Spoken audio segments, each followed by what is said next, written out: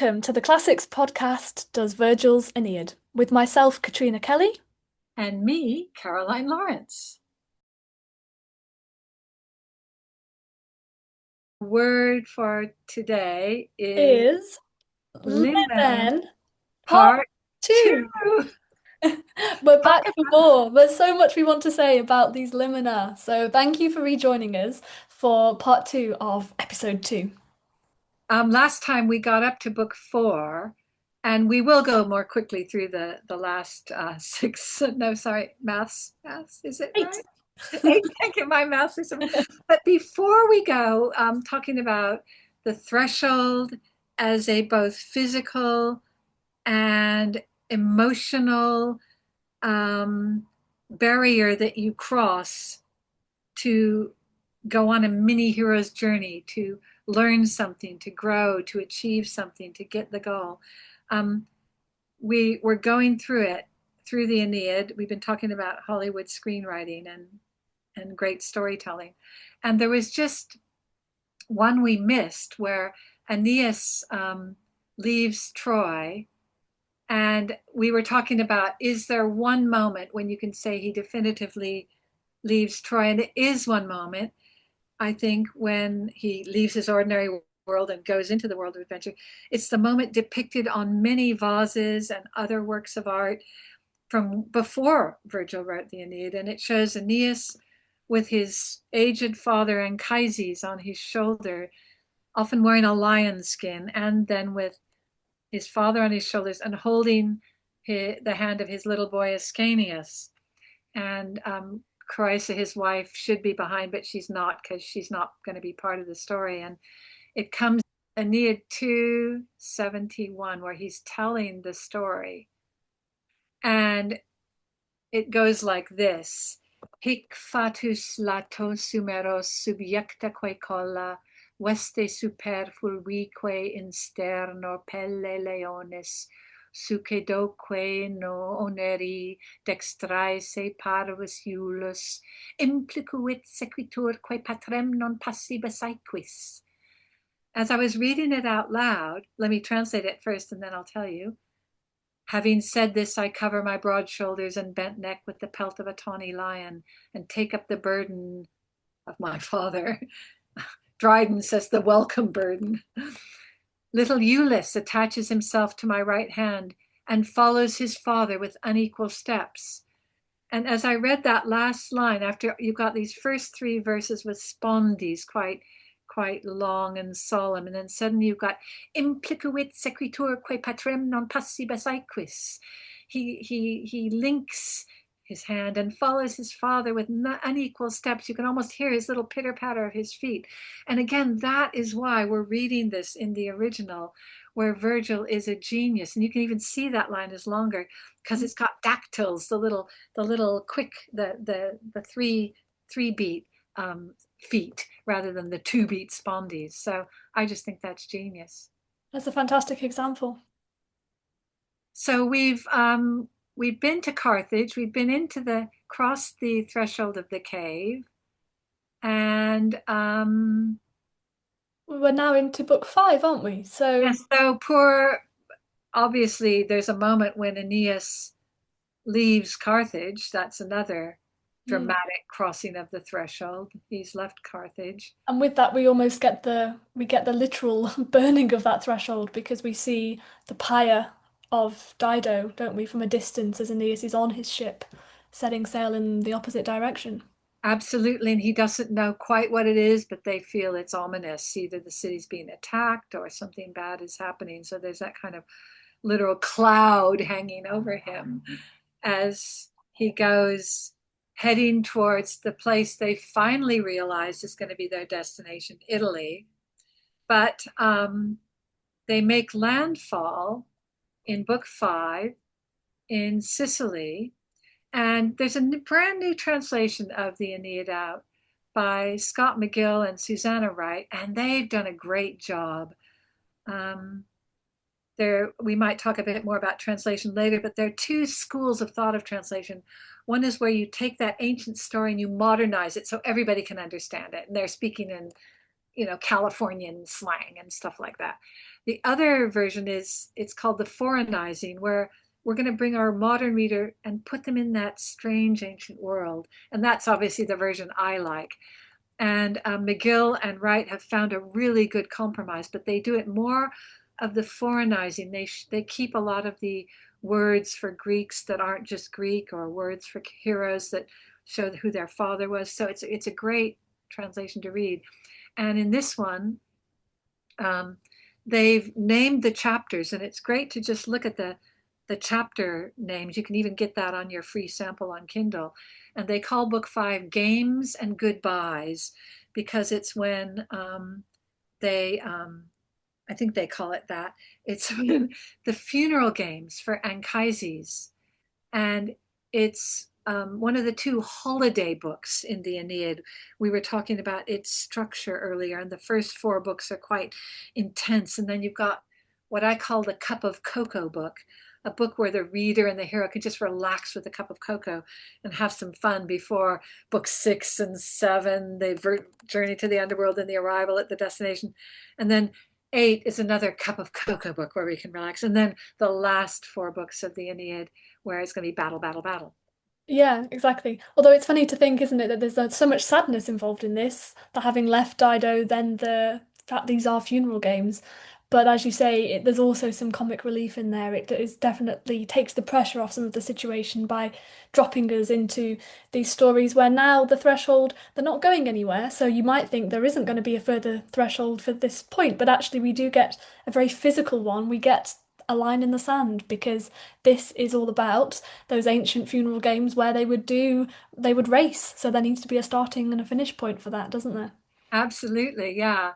And there are many races. They have a fun boat race, and they have a foot race. Do you want to read this bit? Sure.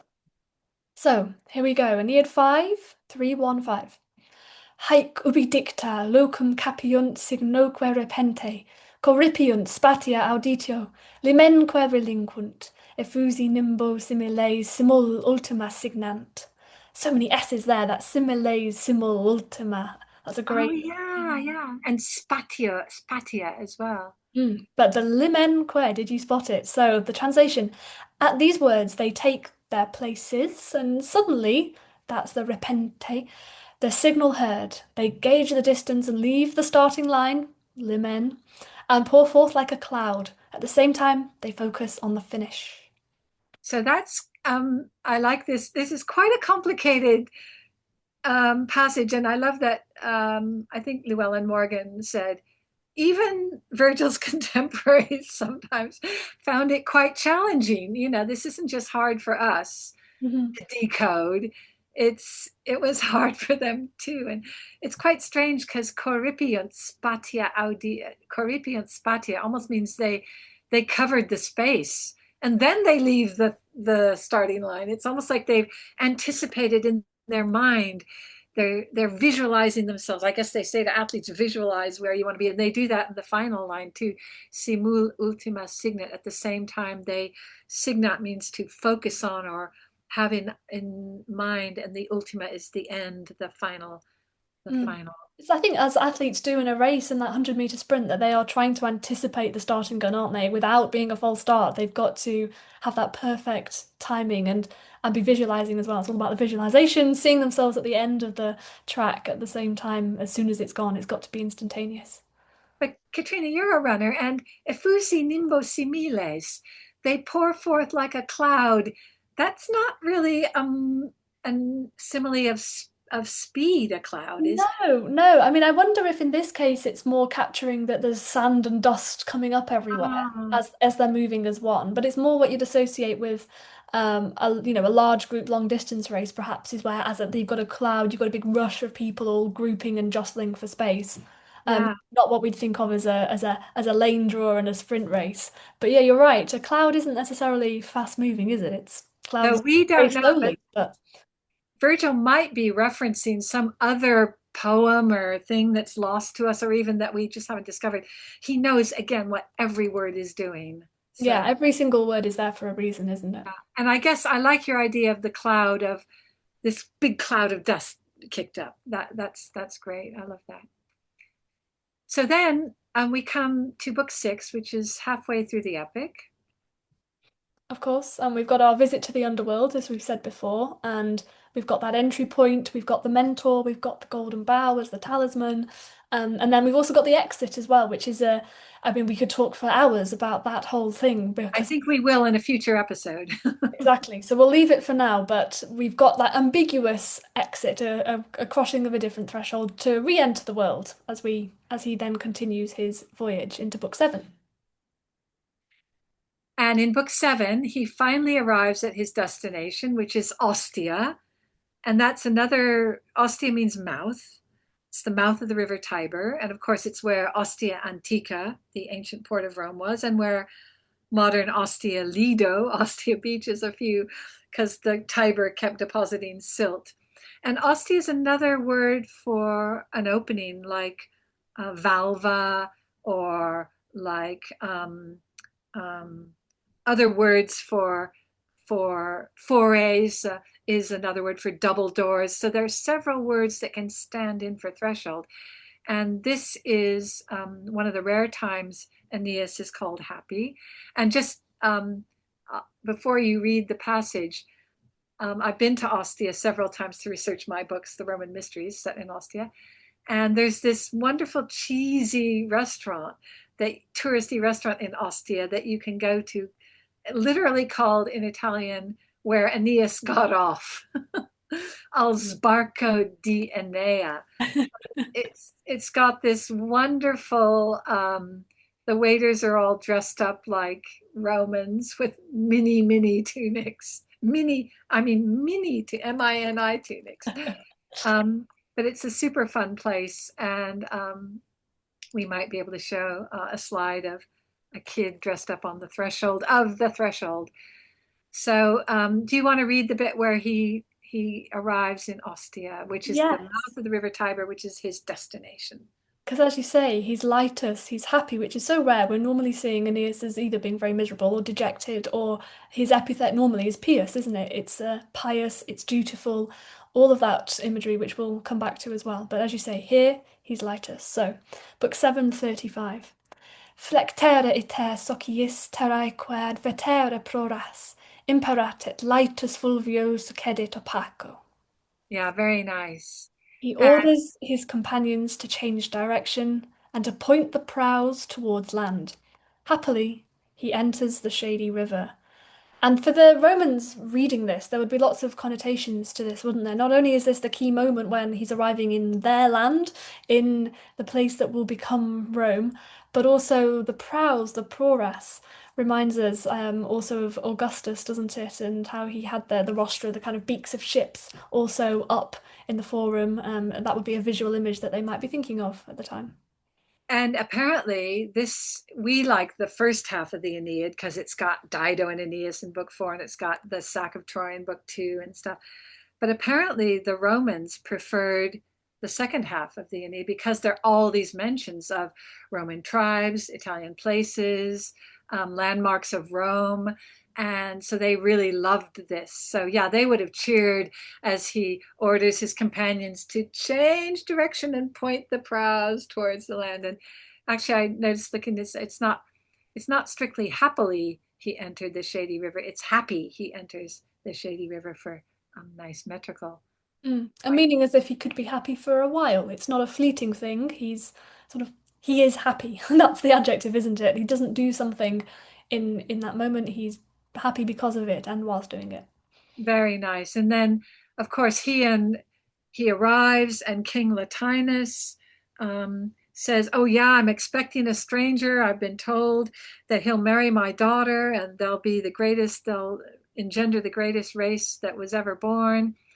And then all seems well for a moment, and then, of course, Aeneas finds out that Juno has no intention of letting him be happy, and she's going to stir up trouble, and he's going to have to fight many battles. And that's, we were talking about that moment last week or last episode when he is tossing and turning in bed, and his thoughts are scattered like light reflected off the water in a copper Mhm. bowl, worrying about all these battles he's now going to have to fight. His journey, the second half, the Iliadic half, has only just begun.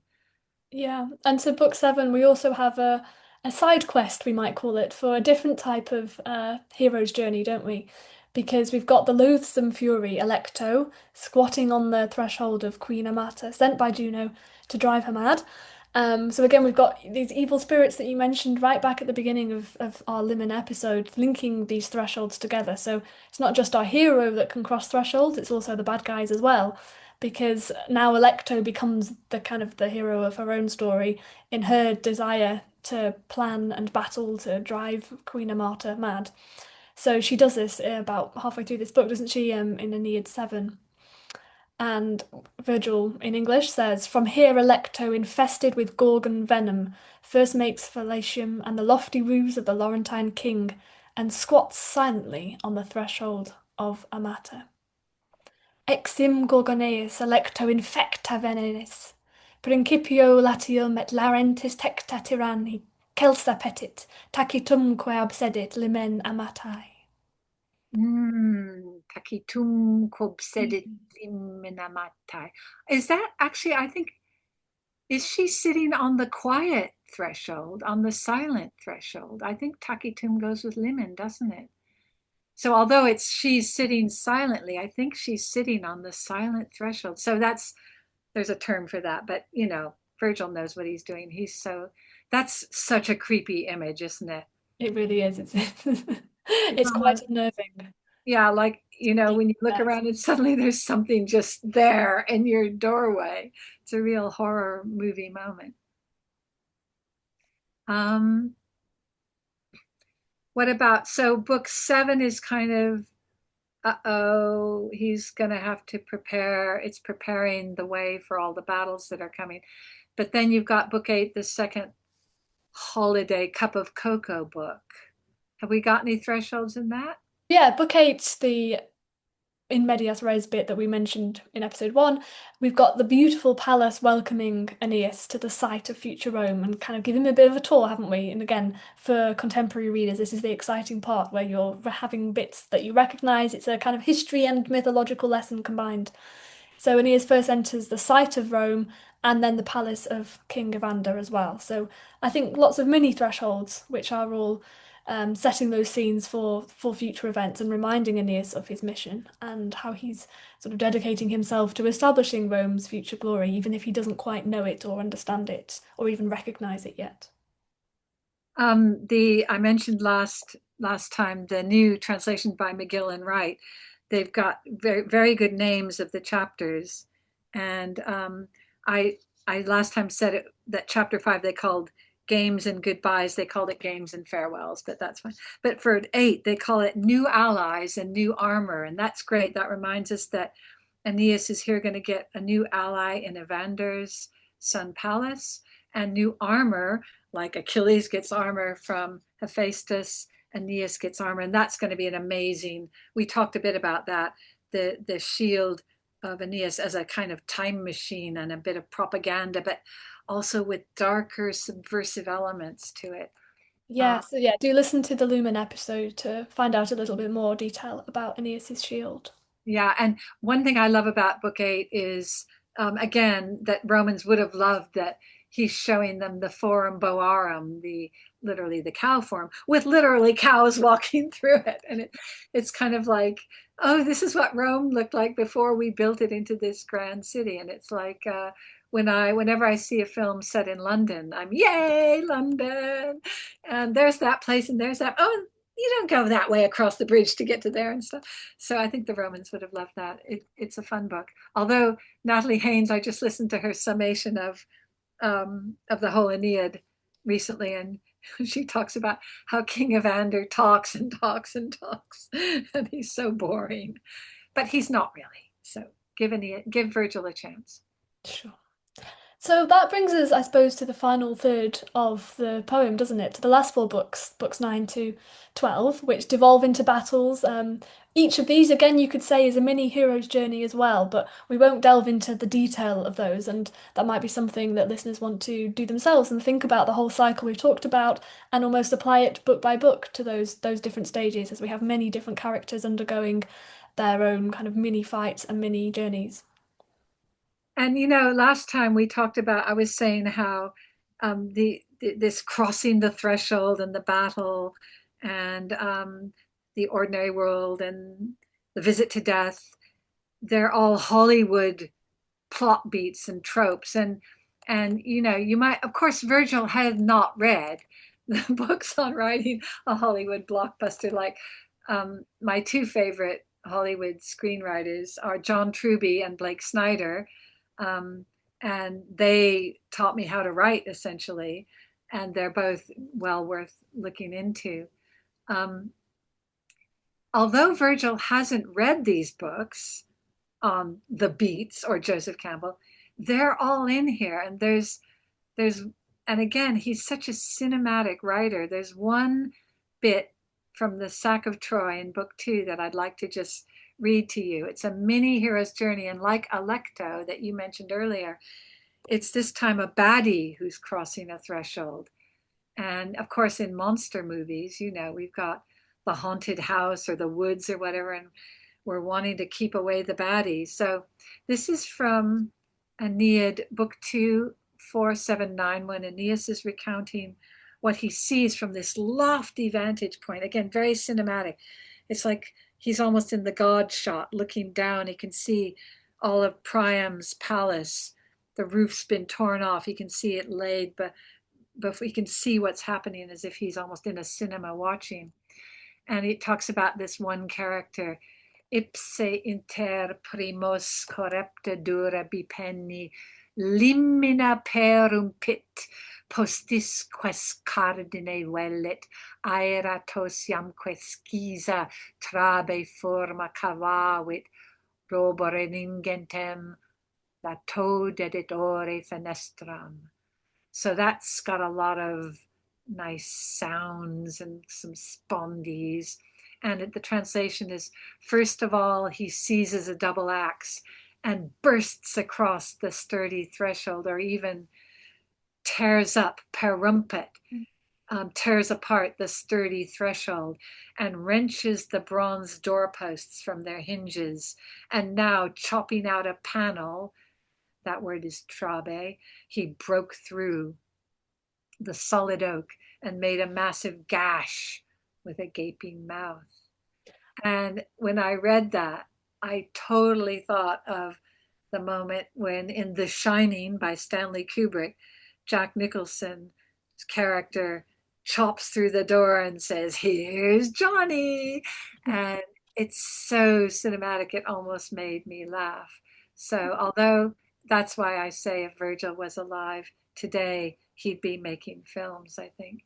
I think he would. And I think that's a great example of showing how the limen, the threshold, is something very physical. And it's something that, yes, we've talked a lot about how it may or may not be crossed. It's almost like an invisible line in the sand.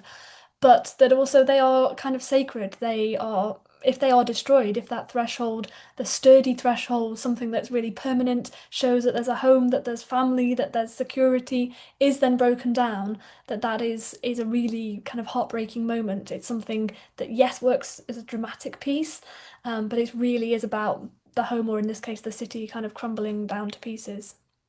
And it's interesting to think that, as you say, these spaces, usually our home is a refuge. It's safe, isn't it? Hmm. And we want to get to the home and cross as soon as we've stepped over the front door. Oh, we can breathe a sigh of relief. We're safe.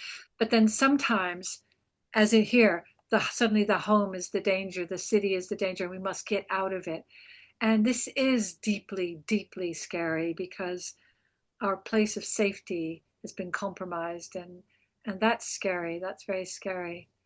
And I love what you said, that the threshold, it can be like bronze and oak as here, or just a line in the sand. And as you know, I love films, and I went to see, I don't usually like horror films, but I went to see a film called Weapons, where just come out. We're doing this in late summer, September of 2025.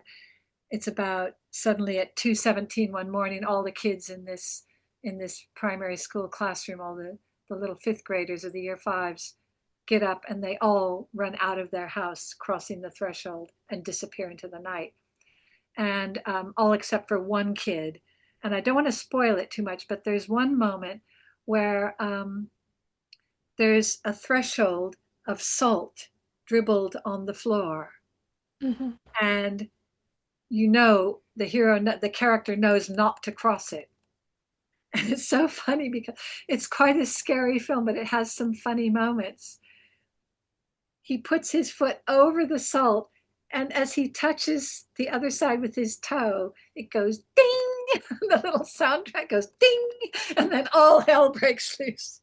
So it's so powerful that can be just a little line of salt or a line in the sand. Hmm. And I think to sum up Aeneas's experience and his relationship with the thresholds, it's very much linked, isn't it, to his burden. We've talked about the physical burden of bringing his dad out of Troy, but we know that sadly Anchises isn't going to last till the end. He's not going to be there at the foundation of Rome. But what does need to be there is Aeneas and his Penates and the household gods and the way that he is bringing them as the talisman from one threshold through to another. And it's going to be a long time before there's something as sturdy and permanent as a kind of oak threshold to be a new home. But that is what he's searching for. Whilst Odysseus goes on his nostos of the Odyssey, his kind of wanting to return back home, Aeneas is homeless. He is described from the beginning as an exile profugus, blown around by fate, but he's got to wend his way from one threshold to another one. And just as you were talking, again, something else hit me. My one of my favorite screenwriting gurus, Blake Snyder, who wrote Save the Cat, the last book you'll ever need about screenwriting, although he wrote several sequels. He talks about the mentor often disappears two-thirds of the way through the story because now the hero's on their own. Mhm. And so Anchises was one of Aeneas's mentors. He's kind of got to die, you know, because the hero has to do it on their own. The mentor either dies or steps back, and they sometimes come back for one last little supernatural bit of use the force, Luke, or Yeah. whatever. We get them in the underworld, don't they? We get him, we get Palinurus as well. The Yes, he helmsman, comes who is back in the underworld, exactly. Palinurus is also the helmsman guiding the ship. He is quite literally the sort of the mentor of part of that journey, and he's there for a final bit of advice before he slips away.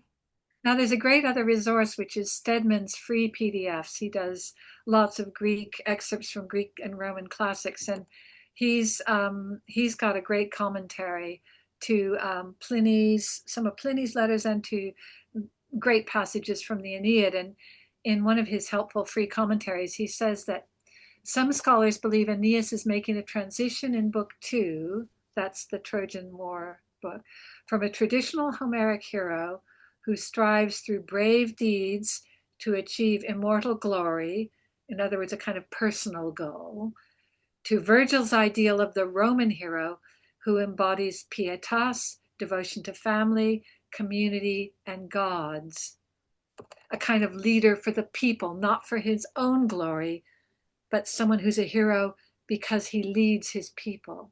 Mhm. And Achilles of the Iliad is very much a selfish hero. That's how he operates. Heroes are there to get eternal chaos and glory, to win honor for themselves. And Aeneas has to put that aside. It's a very different worldview, isn't it? And a very different type of the hero. So I suppose we can have a think about if he's already transitioned to become a sort of Virgilian, a Roman hero by book two, what is his character development? Where has he got to go aside from his physical journey in those next 10 books of the Aeneid? Exactly, because again, Blake Snyder says that all good stories are a change machine. And he often says, you know, look at some of your favorite films, try to remember the first time we see the hero and the last time, and almost put them side by side in your memory, and you will see how they've changed. And in most stories, of course, the hero ends on a higher level. We'll talk a little bit about this next time, I think. But in a tragedy, they end on a lower level. Mm. And so we'll think about that. But that is really, really fascinating. The character of Aeneas. Does he have an arc? Does he actually have a character arc? Can he grow? Can he change? So that's a really good thing to think about.